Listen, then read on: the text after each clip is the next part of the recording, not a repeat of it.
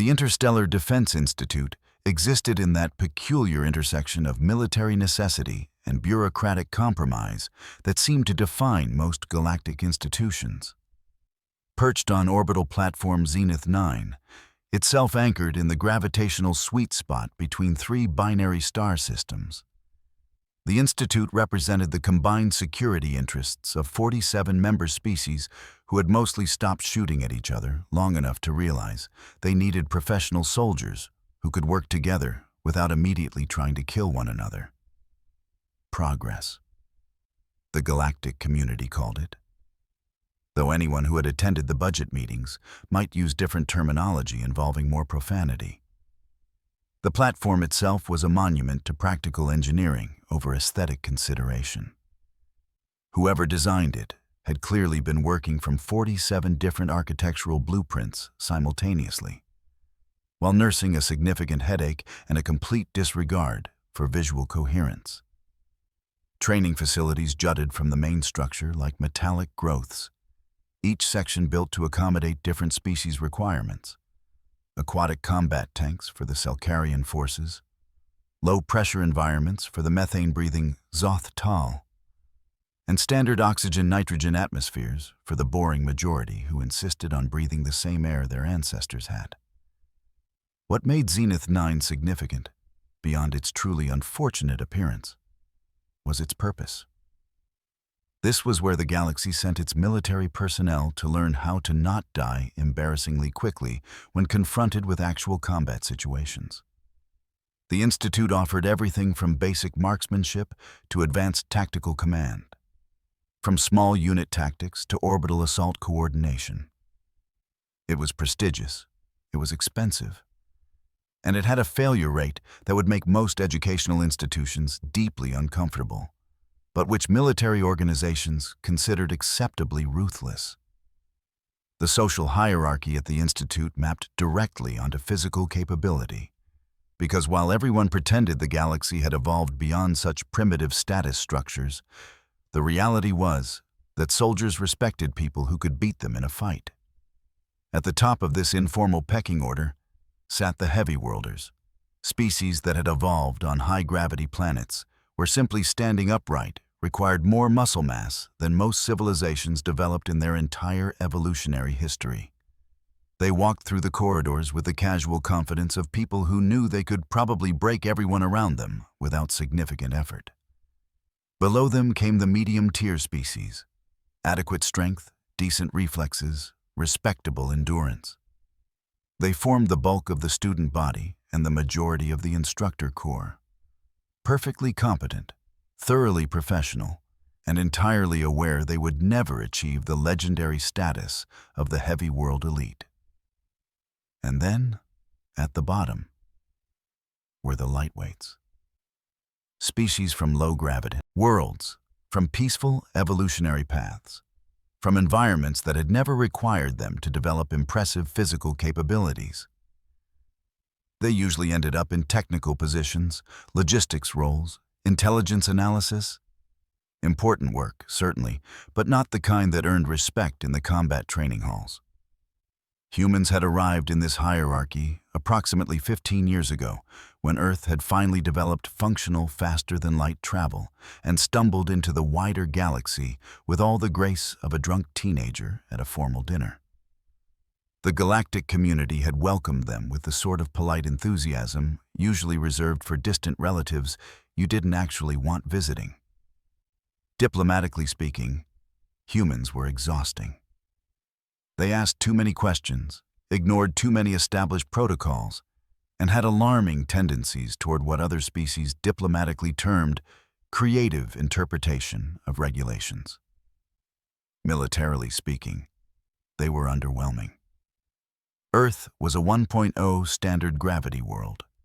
Perfectly average, nothing special. Human physiology featured no natural armor, no redundant organs, no enhanced sensory capabilities, and a frankly embarrassing reliance on tools to compensate for their biological limitations.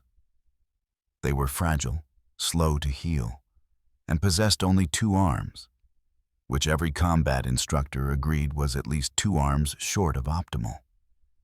Still, humans insisted on joining combat training programs, and the Interstellar Defense Institute, bound by its charter to provide equal opportunity to all member species, couldn't refuse them without triggering another round of those endless committee meetings that everyone hated.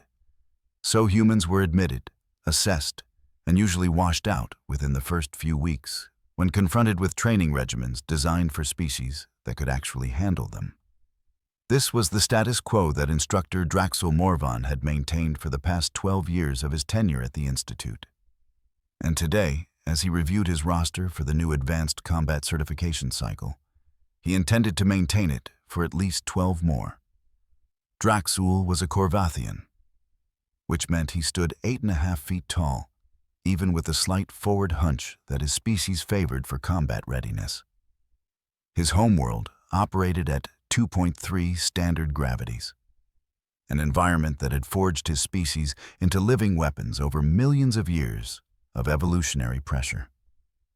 His musculature was dense enough to stop most small-caliber projectiles without armor.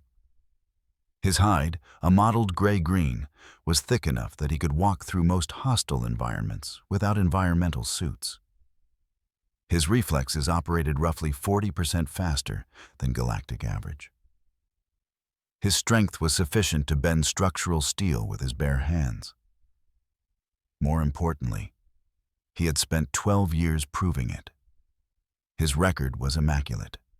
537 students trained, 0 fatalities, and a graduation rate of 68%, which was considered remarkably high for advanced combat certification.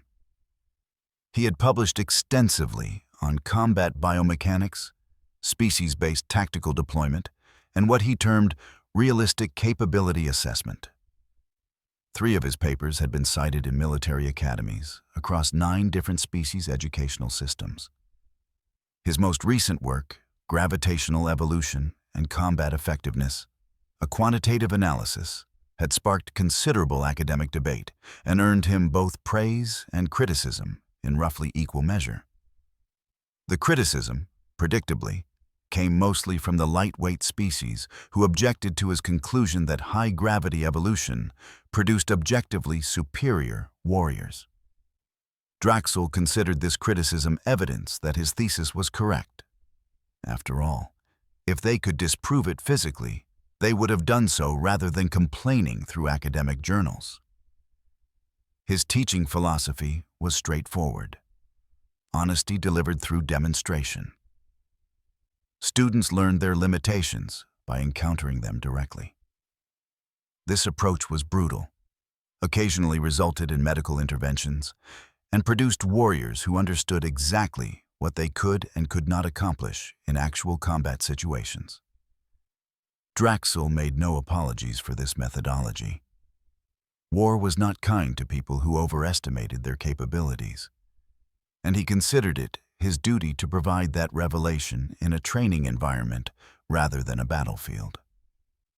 He stood now in his office, reviewing the roster for today's incoming class. 23 students from 14 different species. Excellent diversity.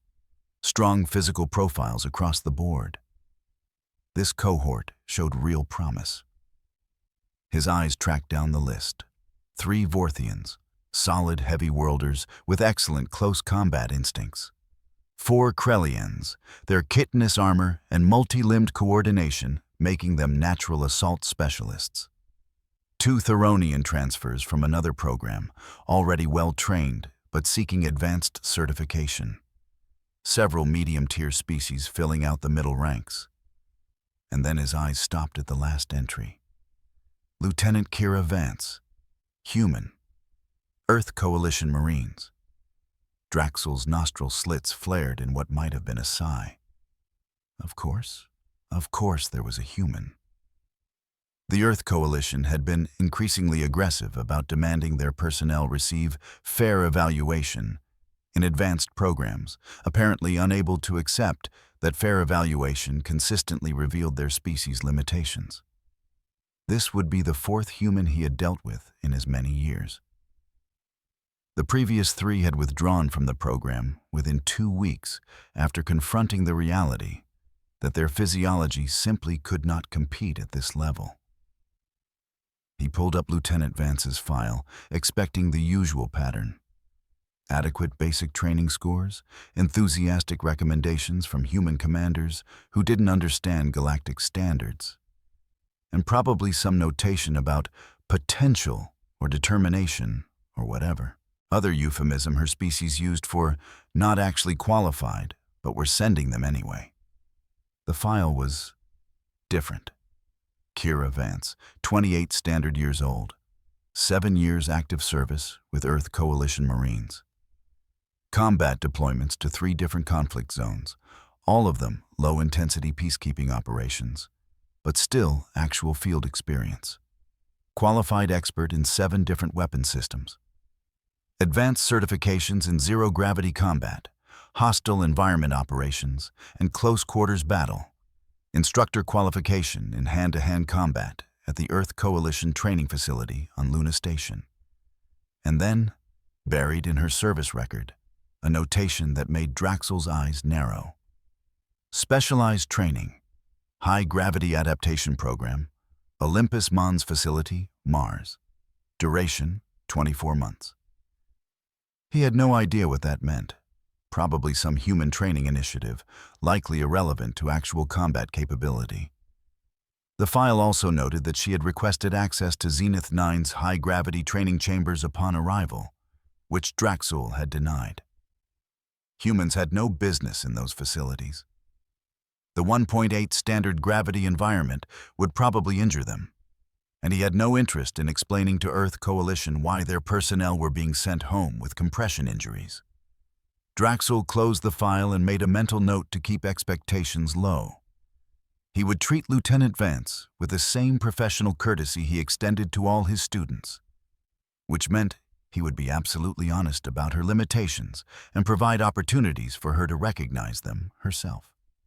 If she withdrew from the program early, as her predecessors had, that was simply reality asserting itself. The morning briefing took place in Lecture Hall 3, a tiered amphitheater designed to accommodate the varying sizes and seating requirements of multiple species. Drax'ul stood at the center of the floor space, his bulk commanding attention without effort. The 23 students filed in, finding seats, arranging themselves with the unconscious hierarchy that always emerged in these settings. Heavy worlders toward the front, smaller species toward the back. Kira Vance entered last.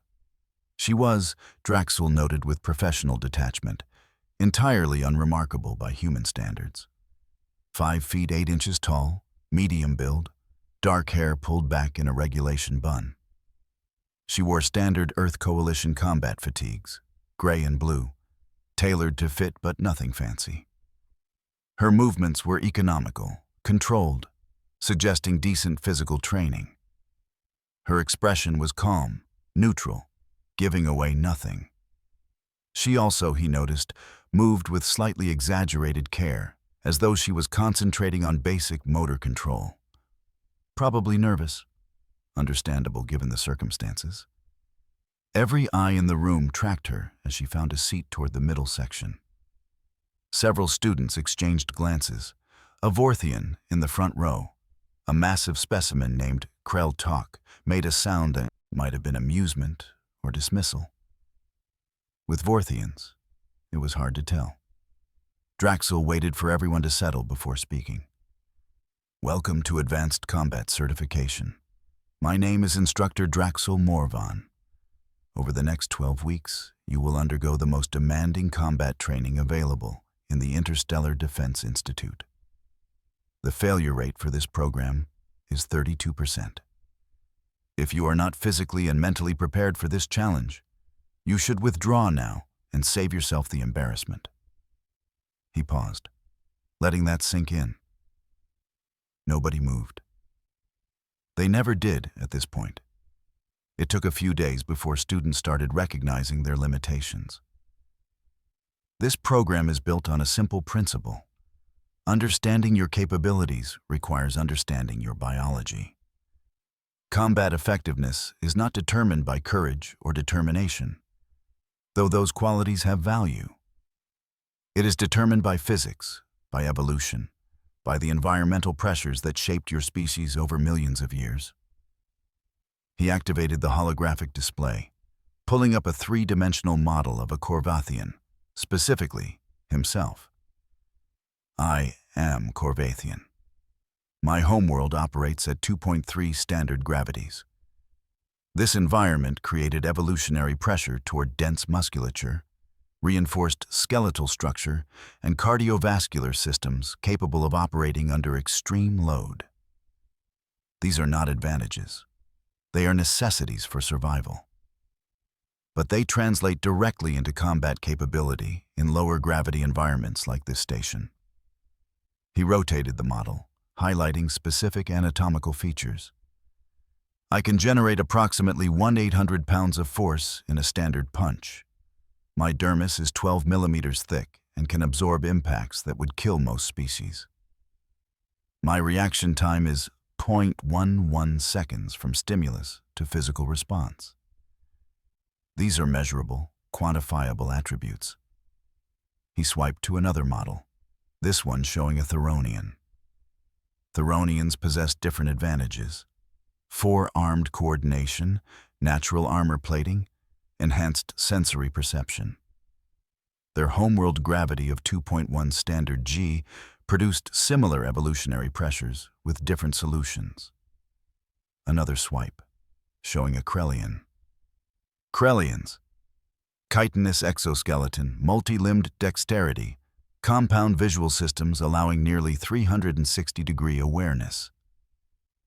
He continued through several species, each time highlighting their evolutionary advantages, their measurable capabilities, the specific ways their biology translated into combat effectiveness.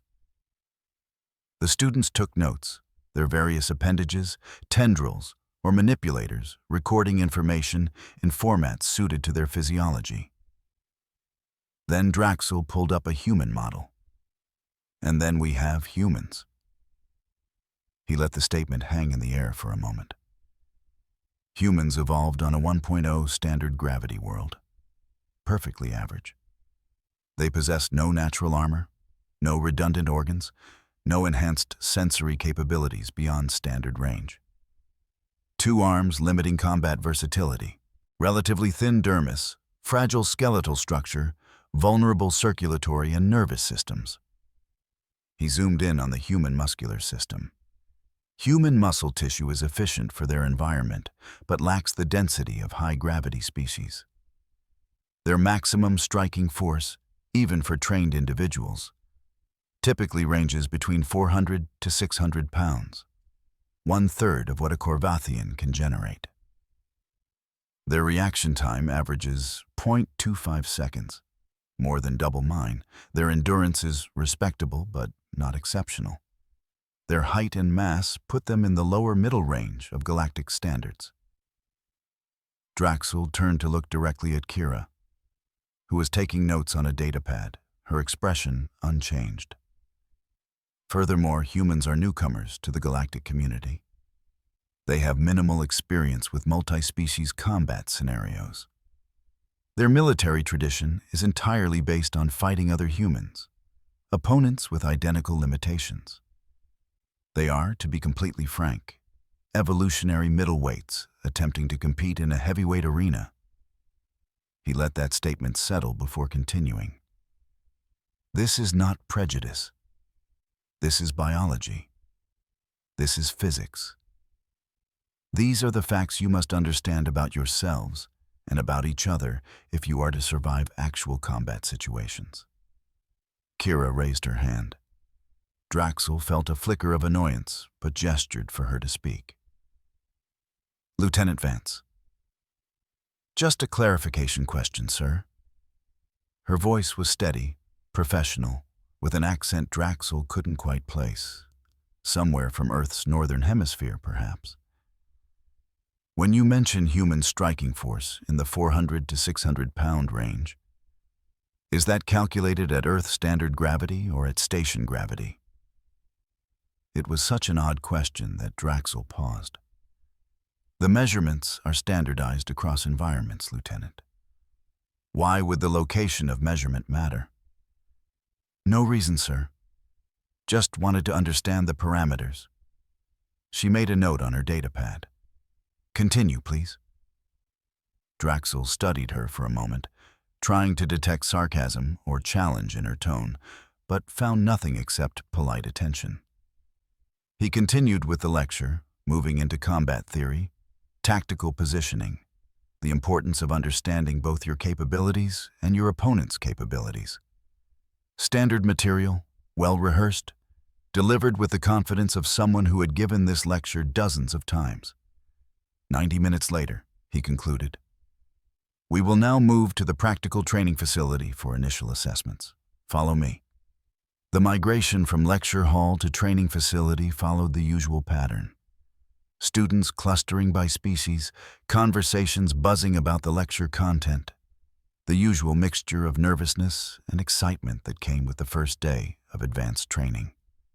Drax'ul led them through Zenith 9's corridors, past observation windows showing other training sessions in progress, past memorials to students who had died in the line of duty after graduating, past the administrative offices where bureaucrats did whatever bureaucrats did when they weren't making instructors' lives more difficult. The Combat Assessment Hall was exactly what its name implied. A large open space with reinforced flooring, multiple training circles marked out in different sizes, medical stations positioned at strategic intervals, and observation galleries running along the upper walls. As they entered, Drax'ul noticed the galleries were already occupied. Word had spread, as it always did. Other instructors, off-duty students, administrative staff who had nothing better to do, all of them gathering to watch the new cohort's first day. They were probably here to see the human fail. First-day assessments traditionally involved the instructor demonstrating proper technique against a volunteer student, and the betting pools usually focused on how quickly the demonstration would end. With a human in the class, the entertainment value was apparently too good to miss. Drax'ul suppressed his irritation. He didn't approve of the betting pools, though he couldn't actually prevent them, and he certainly didn't appreciate being treated as entertainment. But he also couldn't deny that today's assessment would likely be memorable for exactly the reasons the observers expected. "Form a line," he ordered, and the students complied, arranging themselves along one edge of the main training circle. He walked to the center, his footfalls echoing in the large space. Initial assessments serve multiple purposes. They establish baseline capabilities, identify areas requiring additional training, and demonstrate proper combat form. Today we will focus on basic striking technique and defensive positioning. He scanned the line of students. "I need a volunteer to assist with demonstration." Several hands, claws, and tentacles went up immediately. The Vorthian Krell looked particularly eager, probably hoping to impress his instructor on the first day. Drax'ul almost selected him. Vorthians made excellent demonstration partners, being durable enough to take hits without injury while still being inexperienced enough to make teaching points clear. Then he saw Kira's hand, raised with the same calm professionalism she had demonstrated throughout the morning. The choice was obvious. Demonstrating technique against the human would drive home the lesson about physical limitations better than any lecture. It would be educational for everyone involved, particularly Lieutenant Vance herself, who would learn early what she was up against in this program. Quick, clean, professional. She would attempt a strike. He would easily deflect it, and everyone would have a clear understanding of the capability differential. "Lieutenant Vance," he said, "please step forward." She moved to the center of the circle with that same careful control he had noticed earlier, like someone concentrating on basic coordination. The other students shifted, murmuring among themselves. In the observation galleries, he could see people leaning forward, interested now. Kira stopped about 10 feet from him, awaiting instructions. "The purpose of this exercise," Drax'ul announced, projecting his voice to include both the students and the galleries, "is to demonstrate proper defensive technique against an incoming strike. Lieutenant Vance will attempt to strike me. I will demonstrate the correct defensive posture and movement, and we will analyze the exchange. This is educational, not competitive. Understanding your physical limitations is essential for survival. He settled into a ready stance, weight balanced, arms loose. Lieutenant, when you are ready, throw your best strike at my center mass. Do not hold back. I assure you, there is no risk of injury to me, and the exercise requires your full commitment to be educational. Kira nodded, then began removing her outer uniform jacket. Drax'ul frowned. Lieutenant, that's not necessary. She folded the jacket carefully and set it aside. Underneath, she wore a fitted undershirt, gray material that clung to her frame. And underneath that, clearly visible now, she wore some kind of additional garment. It looked like a vest made of dense fabric, with bulky sections around her torso, shoulders, and arms. She reached down and began unfastening the vest. Lieutenant? What are you doing?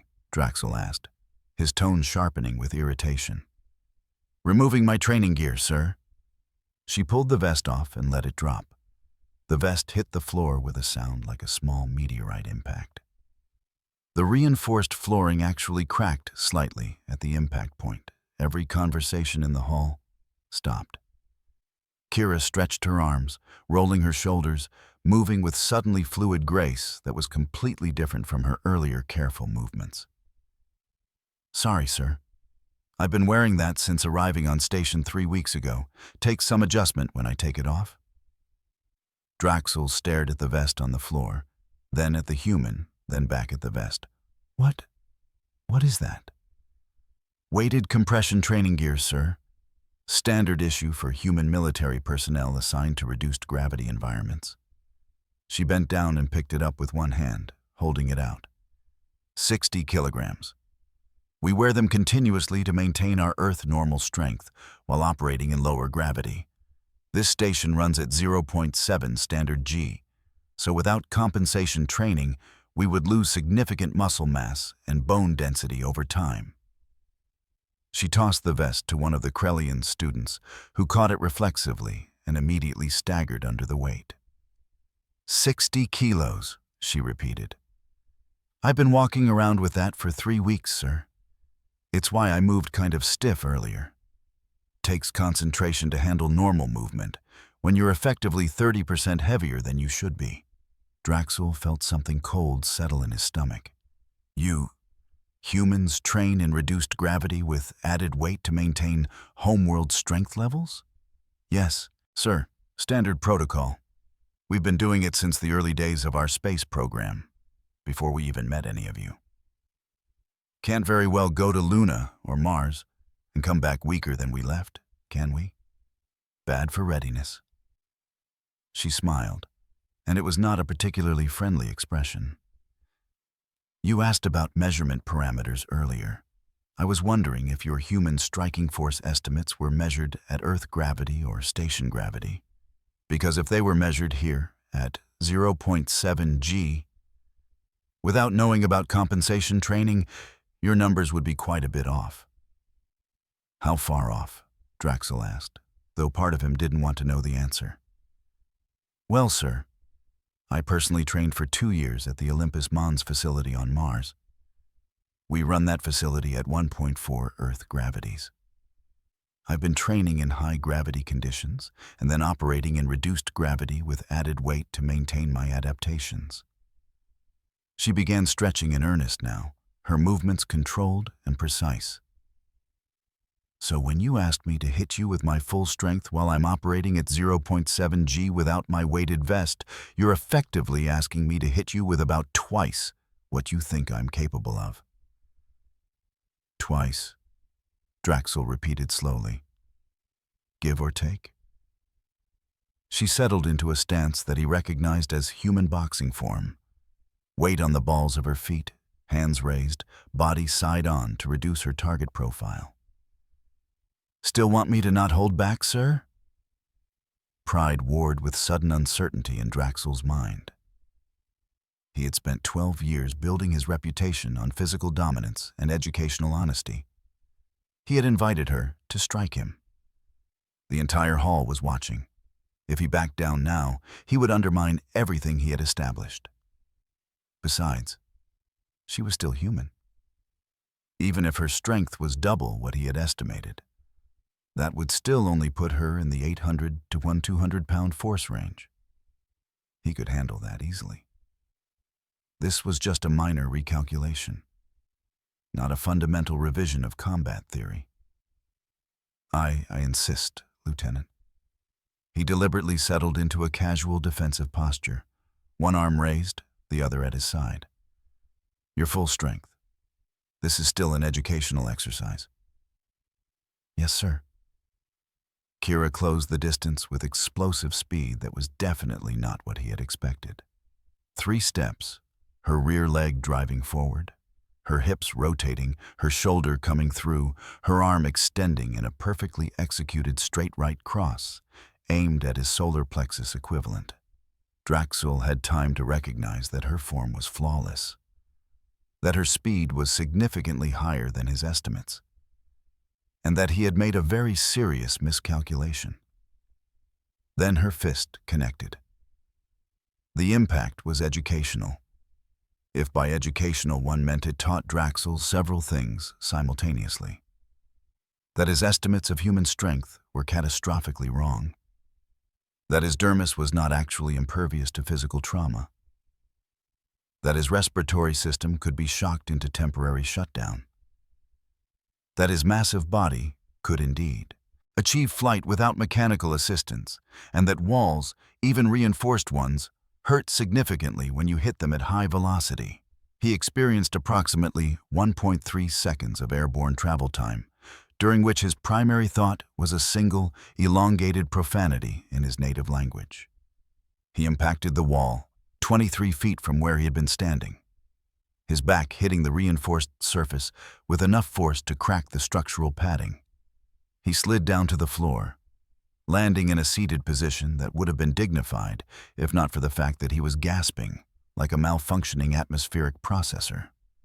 The combat assessment hall was completely silent, except for the sound of Drax'ul's labored breathing and a faint ringing from the wall impact point. Kira stood in the center of the ring, looking at her fist with an expression of mild concern. She walked over to where Drax'ul sat, her footsteps echoing in the silence. "Sir, are you okay?" "I pulled that punch at the last second. Didn't want to crack your ribs." Drax'ul tried to respond, but his respiratory system was still rebooting. He managed a wheezing sound that might have been words in some language, though probably not any language actually spoken by sentient species. The medical team arrived with the speed of people who were very good at their jobs and very used to training accidents. They surrounded him with scanners, their equipment beeping and chirping as they assessed the damage. 3 cracked ribs, the lead medic announced. A Krellian with extensive cybernetic enhancements and the bedside manner of someone who had seen too much to be surprised by anything. Severe respiratory shock, heavy bruising across the thoracic cavity, possible concussion from the wall impact. She looked at Kira with what might have been professional curiosity or might have been alarm. With Krellians, it was hard to tell. "What did you hit him with?" "My fist." Kira held up the appendage in question. "Just my fist." "Just your fist," the medic repeated flatly. She made notes on her scanner. "I'm going to need to review the hall's recording system for medical documentation." "Of course." They loaded Drax'ul onto a mobile support platform, his dignity suffering more damage than his body. As they prepared to transport him to the medical facility, he managed to focus his eyes on Kira. "How?" he croaked. She knelt down beside the platform, her expression genuinely apologetic. "Sir, you were right about the physics. High-gravity worlds do produce stronger organisms. But you made one calculation error." "What error?" You assumed I was adapted to station gravity. I'm not.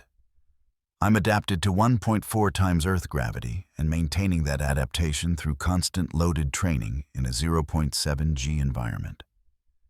She gestured to the weighted vest still lying on the floor. Effectively, I've been doing strength training with an 85-kilogram handicap for 3 weeks. You told me to take off the weight and hit you with everything I had. So I did. Understanding and horror competed for dominance on Drax'ul's face. You train in higher gravity, with added weight, in lower gravity, to maintain enhanced strength? It's not enhanced, sir. It's compensatory. We're just trying not to lose our edge when we operate in space for extended periods. She patted his shoulder carefully, probably aware that anything more forceful might cause additional injury. The medical team here is excellent. You'll be fine in a week or so. And honestly, sir, thank you. That was very educational for everyone. They wheeled him away, leaving Kira standing alone in the center of the combat assessment hall, with 22 stunned students and approximately 100 observers who were going to have some very interesting conversations about what they had just witnessed. The head of the Interstellar Defense Institute's combat division, a grizzled Theronian named Commander Drax'ul, who had lost 3 of his 4 arms in various conflicts and replaced them with cybernetics that looked deliberately intimidating, made his way down from the observation gallery.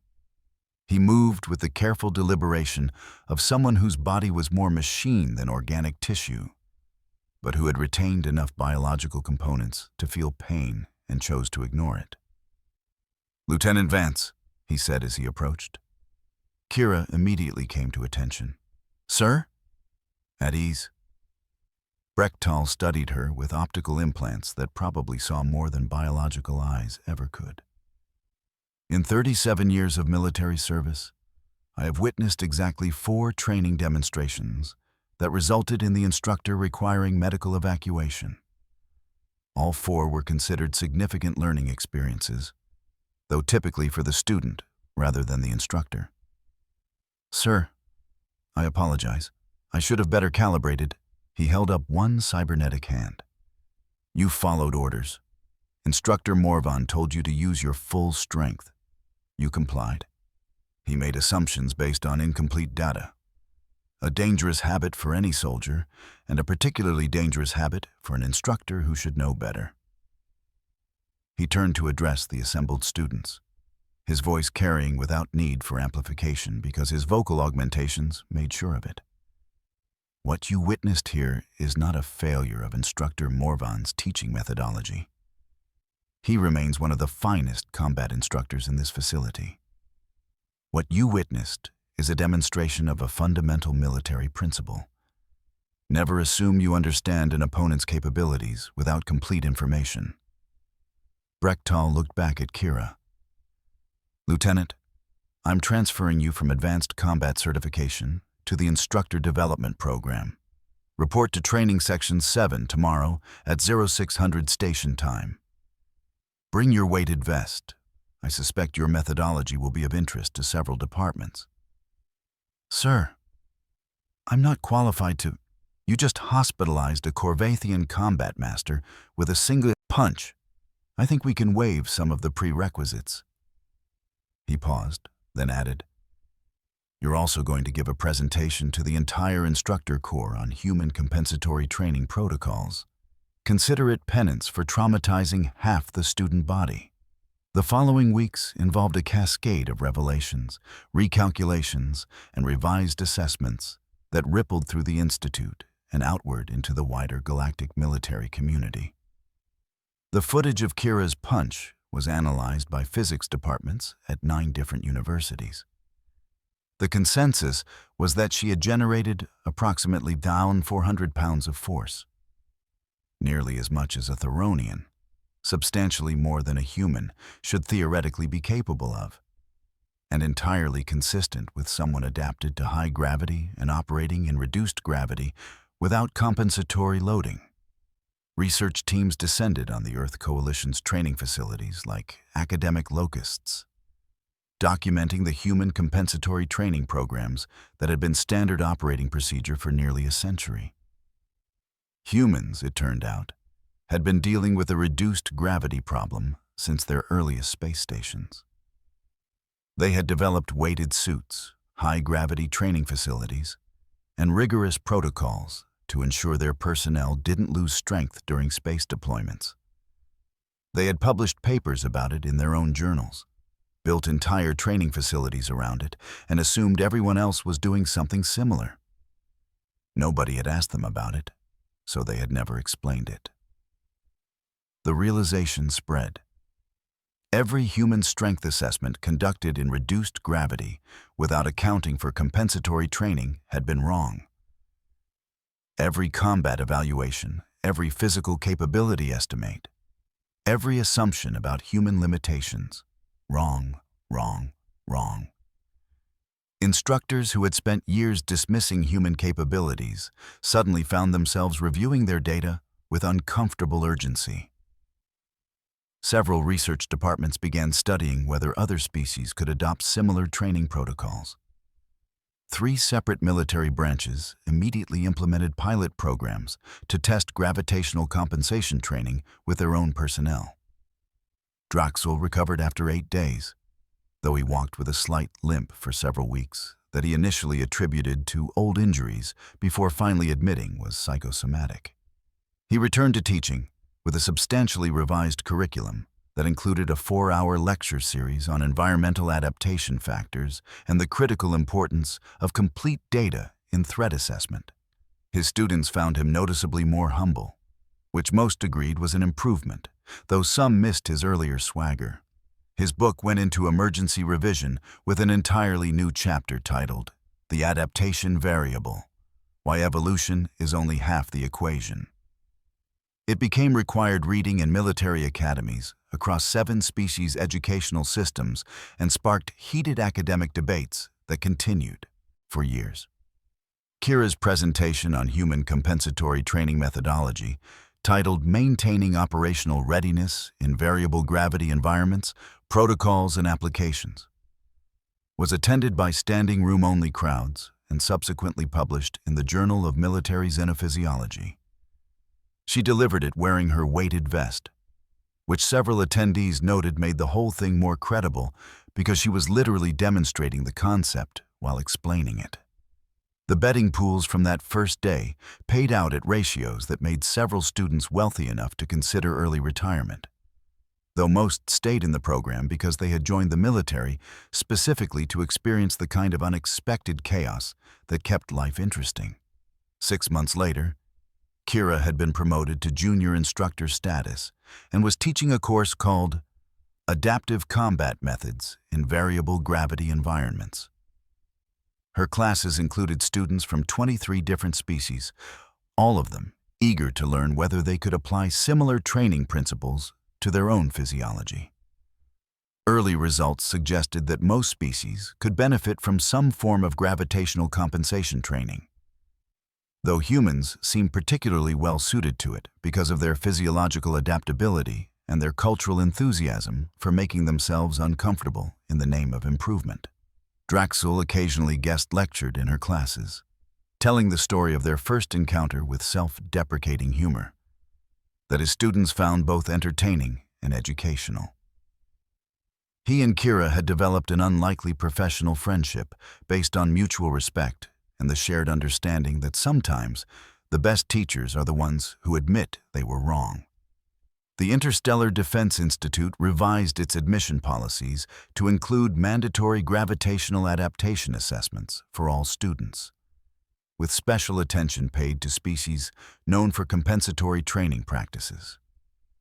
The number of human students admitted to advanced combat programs increased substantially, and their success rate improved dramatically once instructors stopped underestimating them. The galactic military community, for its part, learned several valuable lessons from the incident. First, environmental adaptation was as important as evolutionary adaptation. Second, Assumptions based on incomplete data could get you hurt. Third, humans were physically unremarkable, but had a disturbing talent for compensating for their limitations through sheer stubborn ingenuity. And fourth, never ever tell a human not to hold back unless you are absolutely certain you understand what they are capable of.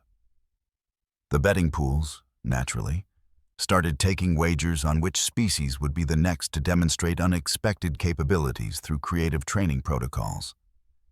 The smart money was on the Selkarians, who had recently started experimenting with pressure variation training that let them operate in both aquatic and terrestrial environments with equal proficiency. Several instructors had already declined to participate in demonstration matches with Selkarian volunteers, having learned their lesson from Drax'ul's experience. Commander Brechtal, watching all of this unfold from his administrative office, found himself feeling something resembling satisfaction. The Institute existed to train warriors, yes, but it also existed to challenge assumptions, to push boundaries, and to occasionally humble people who had gotten too comfortable in their expertise. The fact that a human lieutenant had accomplished all three goals with a single punch was, in his opinion, exactly the kind of educational experience that made his job worthwhile. He made a note in his personal log. Recommend increased focus on species-specific adaptation training. Recommend comprehensive review of all baseline assessments for accuracy.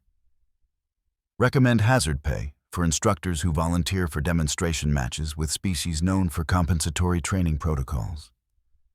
And then, because he was a warrior at heart, despite his administrative duties, he added, "The galaxy is still